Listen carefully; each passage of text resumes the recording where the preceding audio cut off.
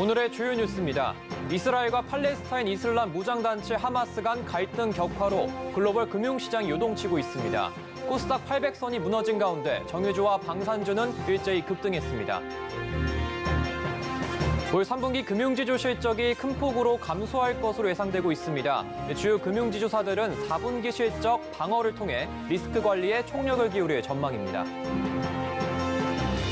제21대 국회 마지막 국정감사가 오늘부터 시작됐습니다. 국회 국토교통위원회 국정감사에서 부실 시공 이슈부터 양평고속도로 특혜 의혹 등 민감한 현안에 대해 여야의 거친 공방이 이어졌습니다. 김장철을 앞두고 배춧값 상승으로 인한 부담이 커지고 있는 가운데 대형 마트에서 할인 이벤트를 통해 김장 수요 잡기에 적극 나서고 있습니다. 이슈 플러스에서 자세히 짚어보겠습니다.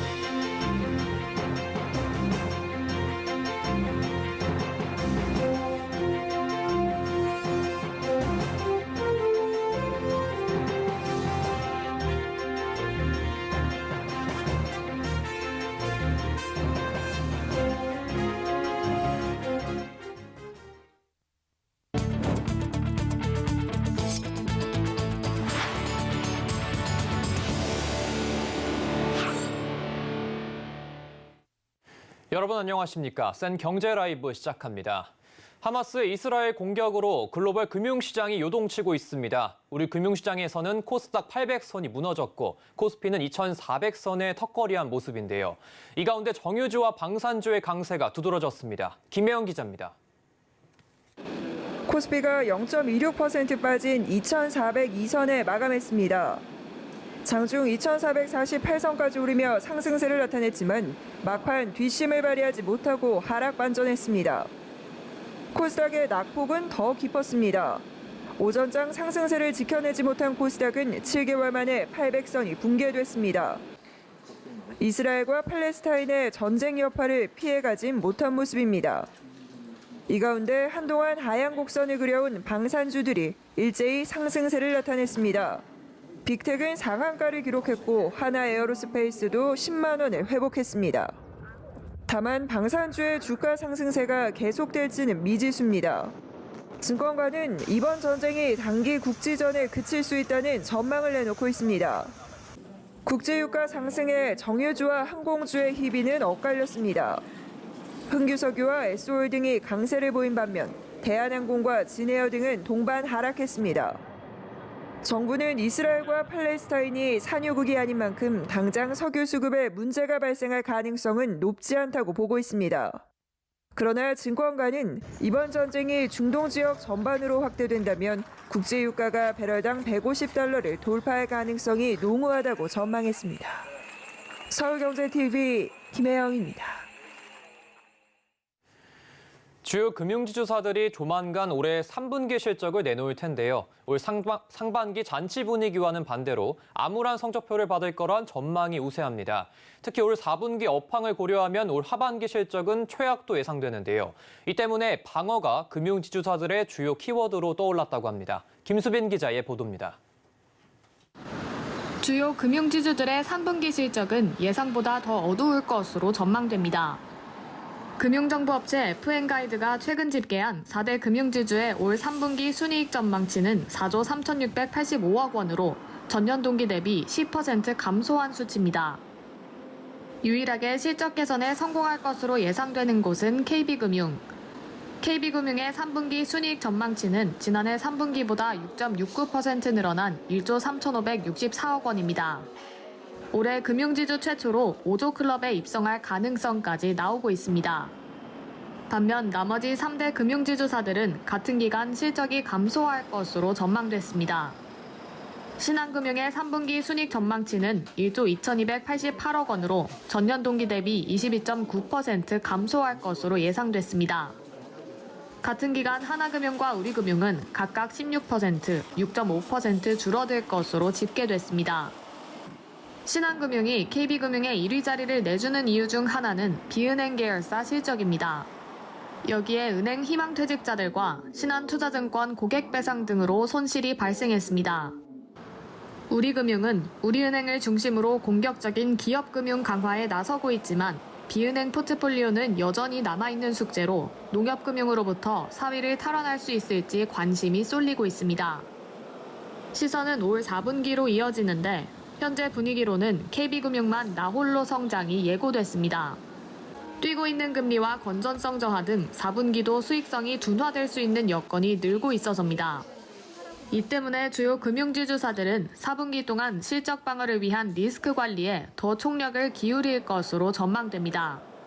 서울경제TV 김수빈입니다.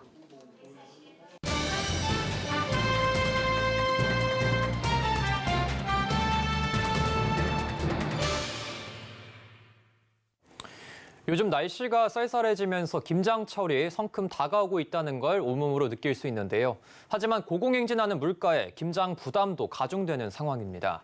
올해 흉작으로 배춧값도 꿈틀대고 있어 이 대형 마트에서는 예년보다 이른 할인을 통해서 김장 수요 잡기에 나서고 있는데요.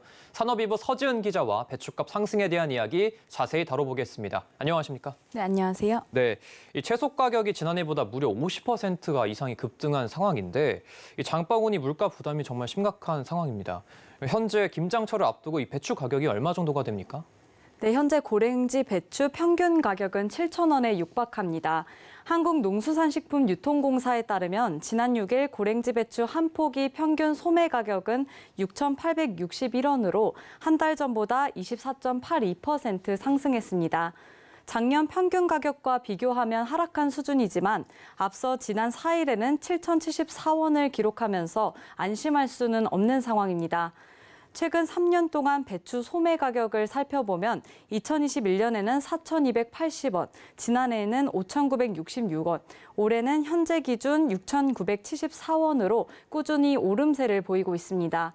지난해의 경우 폭염과 잦은 폭우로 고랭지 배추 생산량이 감소하면서 가격이 급등세를 보였는데요. 올해도 작황 부진에 따라 배추값 상승세가 지속될 가능성이 큽니다.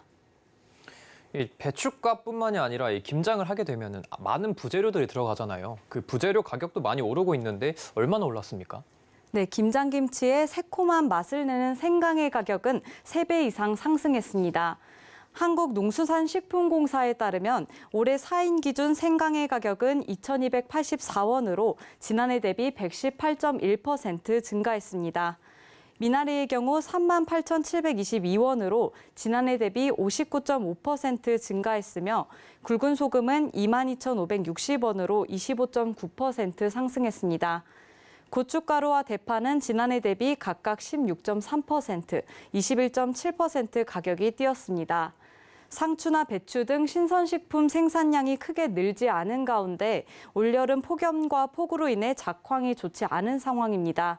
이런 여파가 조금씩 나타나기 시작해 김장을 본격적으로 준비하는 시기인 10월 중순부터 11월 말까지 배추 가격이 상승할 것이라는 전망이 나오는 상황입니다. 이 대형 마트들이 이렇게 좀 고물가가 지속될 때 좀 할인 행사를 통해서 장바구니 물가 부담을 좀 줄여주고는 하는데 올해도 김장 수요를 겨냥해서 좀 배추값 할인을 시작한 곳이 있습니까? 네, 대형마트 3사 중에서는 롯데마트가 절임 배추 할인 행사 스타트를 끊었습니다.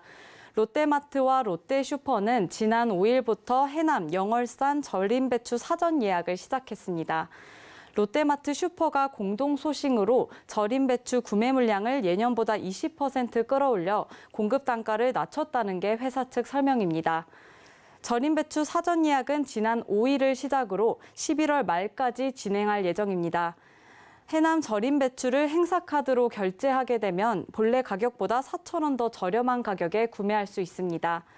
가을 배추나 가을무의 주요 생산 시기인 10월 중순부터 할인 행사가 이뤄지는 점을 감안하면 롯데마트와 슈퍼가 신속하게 할인 행사에 돌입한 셈입니다. 네, 롯데마트랑 롯데슈퍼 말고 이외에 좀 다른 대형 마트들도 좀 할인을 예정되는 곳이 있나요? 네, 이마트나 홈플러스 등 다른 대형마트들도 이달 말부터 본격적으로 절임 배추를 비롯해 주요 김장 재료들의 할인 판매를 시작할 예정입니다. B급 농산물들을 통해 장바구니 물가 잡기에 나서기도 합니다. 홈플러스는 크기가 작거나 미세한 흠집이 있는 농산물을 모은 만나니 상품을 선보였는데 평균 가격보다 20에서 30% 더 저렴합니다. 지난달 말부터는 일찌감치 대파와 양파, 고추 등의 만나니 상품을 선보이면서 이른 김장 수요 잡기에 나섰습니다. 네, 지금까지 서지은 기자와 대형마트 김장 수요 잡기 노력에 대해 이야기 나눠봤습니다. 고맙습니다. 네, 고맙습니다.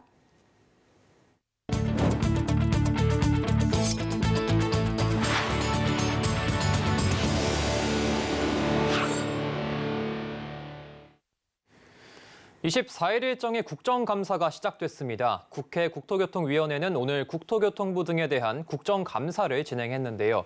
부실 시공 이슈부터 양평고속도로 특혜 의혹 등 민감한 현안이 많은 만큼 시작부터 여야의 거친 공방이 이어졌습니다. 자세한 소식 이재영 기자입니다. 국회 국토교통위원회 국정감사 현장. LH 철근 누락으로 드러난 부실 시공 문제와 양평고속도로 종점 변경 관련 의혹 등 민감한 이슈가 많은 만큼 시작부터 거친 삿바 싸움이 연출됐습니다. 본격적인 국감 시작에 앞서 의사진행 발언과 자료 제출 단계부터 야당 의원들은 국토교통부의 부실한 자료 제출에 대한 질타를 1시간 가까이 쏟아냈습니다. 질의가 시작되자 먼저 맹성규 더불어민주당 의원은 원희룡 국토부 장관에게 검단 지하주차장 붕괴 사고의 감독자로서의 책임을 물었습니다. 전혀 잘못이 없는 입주 예정자들이 그 폭탄을 맞았어요. 그리고 이분들이 왜 일일이 기관들을 찾아다니면서 사정을 해야 되는지 이해할 수가 없는데 입주 예정자들하고 GS건설하고 LH가 협의가 안 되고 있습니다. 네, 저희들도 노력을 하겠습니다. 예, 그래서 양평고속도로 종점 변경과 관련한 비용 대비 편익 분석 결과를 두고도 여야는 공방을 이어갔습니다. 민주당은 이 결과가 조작됐다고 주장했고 국민의힘은 정쟁용 공세라고 맞받았습니다. 국토부가 됐으면 국토부가 이해를 하면 돼야 될 거 아닙니까? 이에 원희룡 국토부 장관은 증인의 오를 실무진들이 답변할 사안이라며 오전 질의 내내 대답을 회피했습니다. 이 분석을 행한 전문가가 양평고속도로 의혹과 관련해선 여당이 지원 사격에 나섰습니다. 예, 저 이소영 의원께서 이걸 오해하실 만한데 교통량 수요 추정하고 하는 거는 굉장히 전문적인 영역입니다. 장관이 어떻게 답을 하겠습니까? 현장에선 여야 모두 원희룡 국토부 장관의 작은 목소리와 불량한 태도에 대해 지적하며 목소리가 커지기도 했습니다. 한편 여야는 국감에 앞서 국민 눈높이에 맞는 민생 국감을 약속했지만 첫날 현장 분위기는 한 달간의 공방전만을 예고했습니다. 서울경제TV 이지영입니다. BMW 코리아가 새로워진 디자인과 차세대 디지털 기술이 적용된 차세대 프리미엄 세단 U5 시리즈를 전 세계 최초로 국내에 공식 출시했습니다. New i5 M60은 U5 시리즈 라인업 최초의 순수 전기 모델로 고성능 주행 성능을 갖췄는데요. 박세아 기자가 몰아봤습니다. BMW 대표 모델 5 시리즈의 고성능 순수 전기 모델인 i5 M60. 가속 페달을 밟자 조용하면서도 탄력감 있는 주행 능력을 선보입니다. 시속 130km가 넘는 가속에서도 흔들림 없는 정숙한 주행이 인상적입니다. 2개의 전기 모터가 탑재돼 고성능 전기차의 운동 성능을 갖췄습니다. 시속 100km까지 도달하는 데 걸리는 시간은 3.8초, 최대 주행 거리는 361km입니다. 실내에는 커브드 디스플레이가 탑재돼 직관적이고 편안한 주행을 돕습니다. 물리 버튼을 최소화해 운전 시 조작 편의를 높였습니다. 7시리즈 최초로 선보였던 인터랙티브 바도 적용됐습니다. 작동 상태에 따라 색을 바꾸면서 안전 운행을 돕습니다. In that new operating system, we have switched the logic of the apps in a new way. So what we will always open the screen with is the map, and you will be able to immediately operate the map by touch inputs. 여기에 인포테인먼트 시스템은 차세대 디지털 기술을 통해 스트리밍 기능이 대폭 향상됐습니다. 유튜브 등 영상 콘텐츠를 시청하거나 게임을 할 수 있습니다. BMW 코리아는 새롭게 선보인 5시리즈 모델의 원격 점검 기능으로 차량을 관리하는 프로액티브 케어 서비스를 처음 선보였습니다. 서울경제TV 박세아입니다. 박완수 경남도지사가 미 항공우주국 나사와 고다드 우주비행센터를 방문해 우주항공청 개청 준비에 속도를 더 올리고 있습니다. 이런 상황에서도 우주항공청 개청을 위한 입법 절차는 여전히 지연되고 있어 우려의 목소리도 더 높아지고 있습니다. 보도에 이은상 기자입니다. 미 항공우주국 나사의 핵심 연구기관이 위치한 미국 메릴랜드주. 이 지역은 미국 최대 연구 조직인 나사 고다드 센터가 위치해 있는 만큼 미국 우주 항공 산업의 중심지로 불립니다. 박완수 경남도지사는 최근 웨스무어 메릴랜드 주지사를 만나 양 기관이 우주 항공 산업에 대한 교류와 협력을 강화하는 협약을 체결했습니다. 우주 항공 분야 기업과 대학, 연구기관의 상호 방문과 공동 연구 개발 등이 주 내용입니다.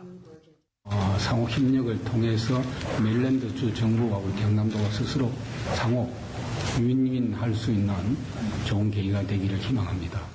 I believe that this industry is not only going to bring our countries and our people together, but it will unleash an economic energy that people are ready for. 이외에도 박 지사는 미국 워싱턴에 위치한 나사 본부를 방문하기도 했습니다. 우주항공청 개청을 앞두고 한미 간 우주항공 분야에 대한 협력 방안을 논의하기 위해서입니다. 나사가 우주항공청 설치되는 의무 협약을 통해서 인적 교류라든지 기술 협력에 대한 교류를 할 수 있도록 오늘 약속을 했고요. 하지만 우주항공청 개청은 정치권의 이견이 좁혀지지 않으면서 관련 절차가 거듭 지연되는 상황입니다.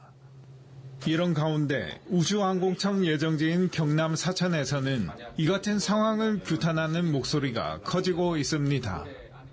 놓쳐서는 안 되는 골든타임이 임박했습니다. 국회는 우주항공청 특별법을 신속히 의결하여 대한민국 우주 강국 도약을 위한 의지를 보여주실 것을. 우주항공청 조기 개청을 위해선 정치권의 갈등을 원만하게 봉합하는 지혜가 필요해 보입니다. 서울경제TV 영남 이은상입니다. 강원특별자치도 고성군에서 펼쳐진 국내 최대 규모의 캠핑 축제 2023 고성 캠핑 페스타가 성황리에 마무리됐습니다. 이 캠핑 페스타 현장은 3일간의 연휴를 맞아 온 가족이 모여 휴가를 즐기려는 캠퍼들로 북적였는데요. 현장에 이호진 기자가 다녀왔습니다. 횡했던 데크 위에 근사한 텐트가 하나둘 세워집니다. 아이들도 고사리 같은 손으로 열심히 힘을 보탭니다. 이곳은 지난 7일부터 9일까지 3일간 진행된 2023 고성 캠핑 페스타 현장. 화진포 해수욕장, 송지호, 봉수대 오토캠핑장 일원에서 열린 2023 고성 캠핑 페스타는 세계 유일의 분단군 최북단 평화의 시작점 스타트 고성 브랜드를 널리 알리고 갈등과 대립의 분위기를 평화와 화합의 한마당으로 전환하는 토대를 만들기 위해 기획됐습니다. 사실은 우리 고성군이 정말 아름다운 자연 풍광을 다 가지고 있는데 그만큼의 사람들이 와서 그것을 즐기지 못하고 있습니다. 그것을 좀 더 와서 즐기고 힐링을 통해서 여러 가지 자연 속에서 우리의 삶이 풍요로워지는 그런 기회를 제공하고자 오늘. 이번 행사에선 오토캠핑, 차박, 백패킹 등 캠핑 페스타 참가자들을 대상으로 보물찾기, 오픈하우스, 숲속 콘서트 등의 체험 프로그램과 DMZ 평화 안보 투어, 응봉 트레킹 등 다양한 투어 프로그램이 진행됐습니다. 여기까지 놀러와서 재밌는 놀이도 많이 하고 엽전도 많이 찾아서 기분이 좋았어요. 다음에 이런 행사 있으면은 꼭 오고 싶습니다. 네, 오늘 또 친구들하고 같이 2박 3일 캠핑을 왔는데 2박 3일 캠핑은 또 오랜만이라서 너무나 설레이고 그다음에 또 좋아하는 사람들 그다음에 또 옆에 지인분들도 많이 있어가지고 또 이렇게 단체로 캠핑하는 느낌이 너무나 좋고 고성군은 앞으로도 아름다운 자연경관 속에서 사람들이 치유받고 힐링할 수 있도록 다양한 행사를 확대해 나갈 계획이라고 설명했습니다.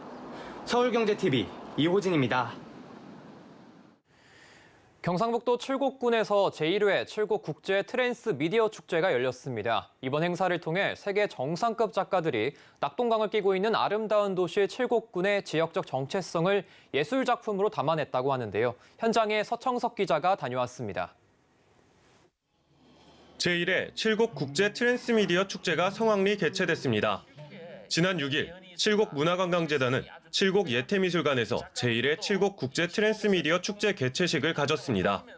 올해 칠곡 국제 트랜스미디어 축제는 땅의 씨앗이라는 주제로 국내외 유명 작가들이 칠곡의 역사, 문화, 생태에 관한 창의적인 시각으로 해석한 작품들과 프로그램들로 채워졌습니다.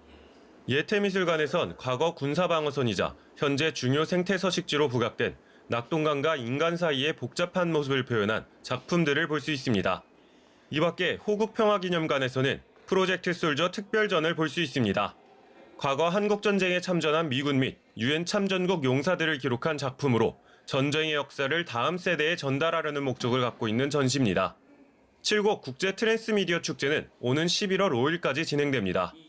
김재욱 칠곡 군수는 이번 행사를 발판 삼아 앞으로 열릴 또 다른 축제를 성공적으로 개최하겠다는 포부를 밝혔습니다. 10번째 맞이하는 낙동강 세계평화문화 대축제이 개최됩니다. 특별히 올해는 한미동맹 70주년을 기념해서 여러 가지 다채로운 행사로 손님들을 맞이할 준비를 하고 있습니다. 낙동강 세계평화문화 대축제는 오는 10월 13일부터 15일까지 진행되는 행사로 블랙이글 에어쇼 등 100여 개가 넘는 전시, 체험 콘텐츠로 채워질 예정입니다. 서울경제TV 서청석입니다. 김승현 한화그룹 회장이 그룹 창립 71주년을 맞아 임직원들에게 창업 정신을 되살려 과감한 실행과 혁신이 필요하다고 말했습니다. 최근 한화그룹은 방산 사업의 중심을 한화에어로스페이스로 재편하고 대우조선해양을 인수해 한화오션을 출범시킨 바 있습니다. LG전자가 올해 3분기 매출액 20조 7,139억 원, 영업이익 9,967억 원을 기록했습니다. 매출액과 영업이익 모두 역대 3분기 최고에 버금가는 수치로 주력 사업인 가전과 미래성장 동력으로 평가받는 전장이 호실적을 이끌었습니다. 삼성중공업이 아시아 지역 선사와 LNG 운반선 한 척에 대한 건조 계약을 체결했다고 오늘 공시했습니다. 삼성중공업의 누계 수주 금액은 66억 달러로 연간 목표액인 95억 달러의 69%에 달합니다. 곽재선 KG모빌리티 회장이 옛 에디슨모터스인 KGM 커머셜 회장으로 취임했습니다. KG모빌리티는 KGM 커머셜의 제품 라인업 확대 및 수익성 개선을 통해 조기에 경영을 정상화한다는 계획입니다.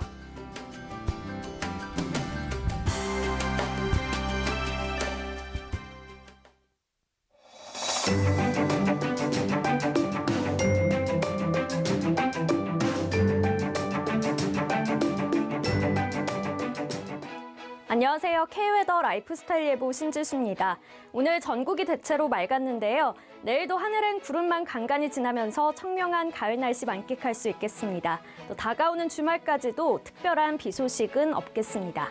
다만 큰 일교차엔 유의하셔야겠는데요. 내일 아침 기온은 서울 13도, 세종 11도로 시작해서 낮 기온은 22도에서 23도 안팎으로 기온차가 10도 이상 크겠습니다. 체온 조절을 위해 옷차림 잘해주시기 바랍니다. 다음은 자세한 지역별 날씨입니다. 중부지방의 아침 기온 수원과 대전이 12도로 시작해서 낮 기온은 수원 22도, 대전 23도 예상됩니다. 동해안 지방은 속초와 강릉이 아침에 12도 보이겠고요. 낮에는 20도에서 21도 안팎에 머물겠습니다. 남부지방은 전주와 대구의 아침 기온 12도, 낮 기온은 23도 보이겠습니다. 해상에도 구름만 지나는 가운데 물결은 동해상에서 최고 2.5m로 약간 높게 일겠습니다. 당분간 완연한 가을 날씨가 이어지면서 일교차는 크게 벌어지겠습니다. 날씨였습니다. 이상으로 센 경제 라이브 마칩니다. 함께해 주신 여러분 고맙습니다.